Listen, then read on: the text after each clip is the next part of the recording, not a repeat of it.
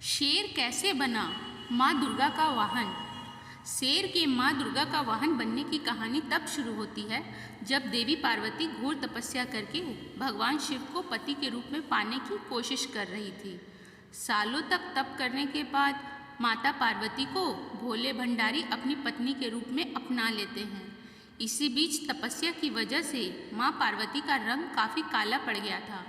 एक दिन ऐसे ही बातचीत के दौरान भगवान शिव माँ पार्वती को काली कह देते हैं। ये बात उन्हें पसंद नहीं आती। वो नाराज़ होकर दोबारा तप करने के लिए चली जाती हैं। एक दिन बाद घूमते घूमते एक शेर घोर तप कर रही माँ पार्वती के पास पहुँचा। उन्हें खाने की इच्छा से वो वहाँ घूमता रहा। माँ को तप में लीन देखकर शेर भी वहीं इंतज़ार करता रहा। देवी का इंतज़ार करते करते सालों बीत गए। शेर माँ पार्वती के तेज की वजह से उनके पास नहीं पहुँच पाता था। कोशिश करता और असफलता हाथ लगने पर दोबारा लौटकर कोने में बैठ जाता। होते होते कई साल बीत गए।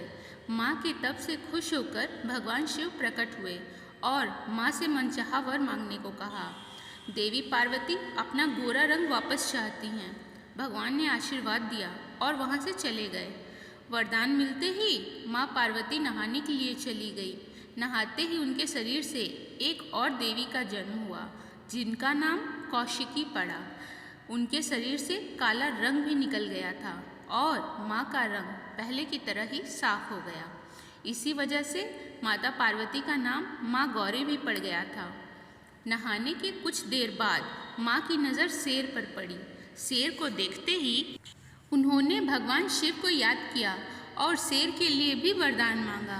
माता पार्वती ने भगवान से कहा, हे नाथ, यह शेर सालों से मुझे भोजन के रूप में ग्रहण करने के लिए इंतज़ार कर रहा था। मेरे पूरे तप के दौरान यह यहीं था। जितना तप मैंने किया है उतनी ही तपस्या इसने भी की है। इसी वजह से अब वरदान के रूप में इस शेर को मेरी सवारी बना दीजिए। भगवान ने प्रसन्न होकर माता की बात मान ली और शेर को उनकी सवारी बना दिया।